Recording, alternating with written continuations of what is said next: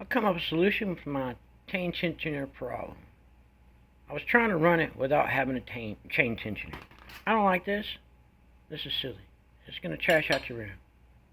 Or it looks like all some jingle ass thing hanging off your bike. Man, that's not cool. Now you got the spring ones and everything. Those spring ones, when you go to start, it's going to straighten this out, make it straight, and then you got this flop. No. You need something that keeps the chain tight, whether you're you're getting it started, or you're pulling with a motor on the wheel. So what I figured out, one of these. This is seat post. That back bracket right there, it matches up with that. So now you got you a clamping. You got a mount. You had two long bolts. You come off with those two long bolts. I used a big square, a mounting square, one of those little mounting brackets. They go up here up front. I cut off one corner of it to where I have 3 holes, and that bolt right there that has a little flat that fits this slide right here, that's the same thing for those.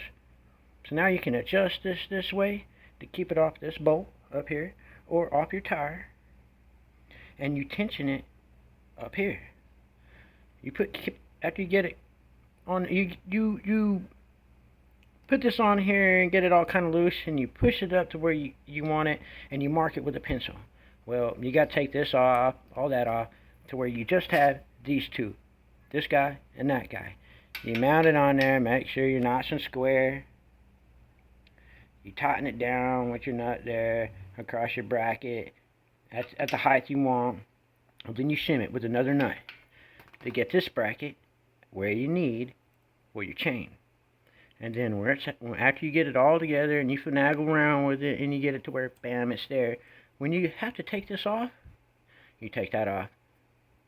You take that bolt out. You just slide that bolt out, and then the pulley comes down, because you're not going to just pull it straight out this way, because you're up against this chain on that back on that lip. So when you go to put it back up, you start the bolt in there, get your little barrel in there, and you slide it up there and saddle over that chain, and then you slide it to the hole until it goes in, and then you tighten up the nut. Bam. And then you have a stationary chain tensioner that's out of the way of your rim, off your tire, and it's right here where you need it the most, right here, to keep it from, because it's where your chain's coming in. You want to drag it. Well, y'all all know that, but this is my solution. 3 motor mounts. The back one, another back one, and the big square one, modified. And your chain tensioner. Throw that away. You don't even need that. I hadn't even figured out exactly where to use these, except back there on the shim. That seemed to work pretty good. But anyway, that's my solution to the seat post chain tensioner out of 3 motor brackets.